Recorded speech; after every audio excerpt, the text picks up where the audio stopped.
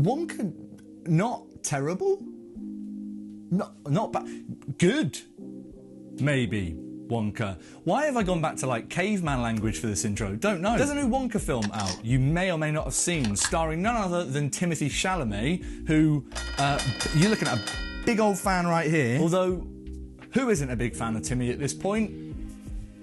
The man changed peaches for everyone, we'll leave it at that. But obviously Willy Wonka, right? Character everyone loves. That Charlie and the Chocolate Factory film from way back when, of the kids getting absolutely pummeled with horrifying scenes in a chocolate factory, classic. So I wasn't particularly excited when they announced they were going to do a prequel exploring how Willy Wonka became Willy Wonka, a question I'm sure maybe one person ever thought accidentally. How's it going, folks? Stu here. Wonka. Let's get straight ruddy into it. This one's directed by Paul King, who you may know as a man behind the Paddington films, which were just incredibly wholesome, fantastic family films. You do films like that in Britain, and I think you've just got a free pass to make whatever you want from now on, which is clearly what has happened, because they said, you can do the Wonka prequel, a film no one really wants. The general premise of this one, it's simple, right? Willy Wonka, young. He's played by Timothée Chalamet, young, and he arrives and wants to be the best chocolatier, but he's not really got much to him, so this is a film looking at how he is becoming the master chocolatier that we know when we meet him at the big old factory where he's drowning kids and taking them on a long boat ride into hell. The first thing that the film gets right, and I think the crucial thing that it gets right in order to get us on board quite quickly, is the fact that it knows it is incredibly silly and over the top. That is a good way into the Roald Dahlness of it all, which we'll get to in a bit. But I suppose that's unsurprising given that it's Paul King behind the scenes here making this one. If you're a fan of the Paddington films, that is a very good indicator of just the tone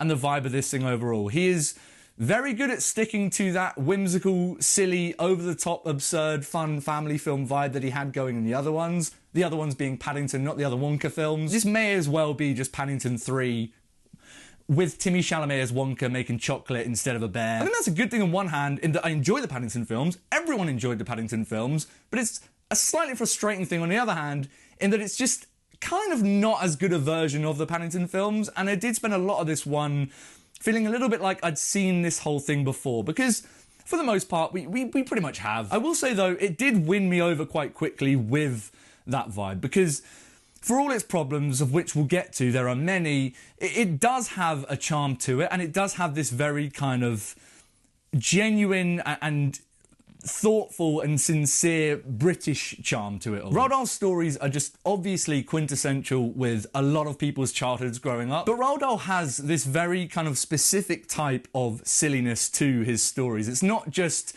silly, over-the-top slapstick stuff for the sake of it. There's a lot of creativity, imagination, and sort of whimsical wonder around his stories and around the worlds that he's able to create in his stories. Paul King here does a great job overall. It's one of the strongest assets of the film, I think, in tapping into that. Crucially, that comes through in the kind of visual language of the film, in the filmmaking. I mean, the sort of design of this world and the sets and the CGI, of which there is a lot of in the film, it does all build a really kind of rich, textured world around all the characters in the film. We got to talk about Timmy as Willy Wonka first and foremost here. It's the obvious thing to talk about. You might want to take a seat if you're a Timmy fan. I feel like I made an error being stood for this as a Timmy fan, but he wasn't that great.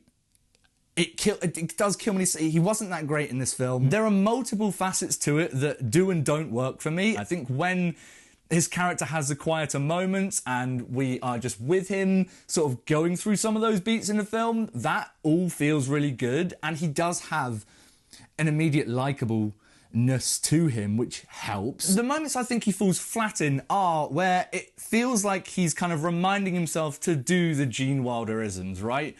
Every now and then he'll just be a bit louder and shout something and make a little quip, and every one of those moments, although some of them work better than others, they do all feel a little bit like it's a kind of Wonka jump scares, I'm going to call them. Some people did feel a little bit underused in the film. I feel like I've got to be careful of what I'm about to say here. I feel like I'm going to lose my British citizenship card if I say this. Fuck it, we'll say it anyway. I'm getting a little bit tired of films just being like, people you enjoyed before, enjoy. Some of those people, you win me every time. Olivia Colman, great. If I see Rowan Atkinson in a film, of course I'm happy. That's Mr. Bean. It's Johnny English there. Yeah, you're fine. But then sometimes you're like, yeah, I know you were in Downton Abbey.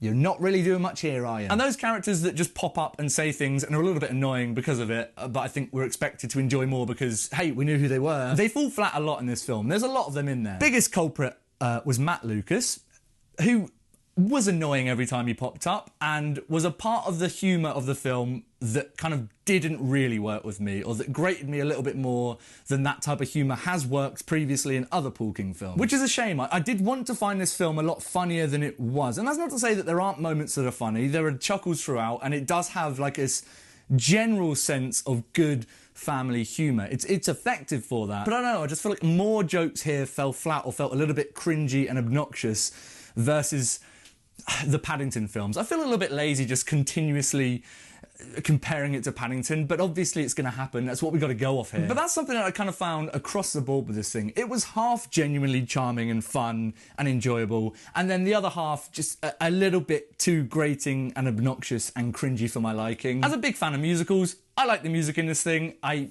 enjoy watching people break out into song and dance. It was always fun, and there was a lot of imagination and creativity to the visualization of the musical numbers in the film. Wasn't a huge fan of the actual content of the songs. None of them really stood out to me, and all of the voices bugged me. The voices have been manipulated so much across the board from everyone here that they start to just not sound like human voices, and it bugs me. It's not just as simple as saying auto-tune was in the film, didn't like it. I don't think that's a fair criticism a lot of the time. Auto-tune is a very useful thing, makes things sound better. But there is a line where sometimes it can get crossed and you just don't feel like you're listening to the person in front of you singing. That happens a lot. But also on the musical side of things, it's a film which is constantly kind of teasing you with the motifs that we knew from the older ones, you know? I'm not gonna sing them for you. That's not what this video is here to do. But the classic tunes and musical motifs from the old school Charlie and the Chocolate Factory film very quickly just get sort of littered throughout this thing in a weird twinkle in the background. It's like this kind of constant reminding you that you enjoyed that thing and that we'll get to that thing. That didn't always work for me. Sometimes it does add a nice texture to things and actually is able to be used well to sort of pull out some nice charming moments in the characters we're watching. But other times it does feel a bit like, you liked that thing, didn't you? And we're doing it again. And that's sort of where the end of this film let things down for me. I think broadly I found the ending to be a little bit quick to wrap everything up in a way which sort of undermines a lot of the emotional beats of the film. But the biggest annoyance with the ending is just the way that it becomes this, he's gonna go and build that old chocolate factory and sing his song for us. I get that it's in there, I get why it kind of has to be in there, and it's not the worst culprit when it comes to that sort of thing as other films we've seen, but it is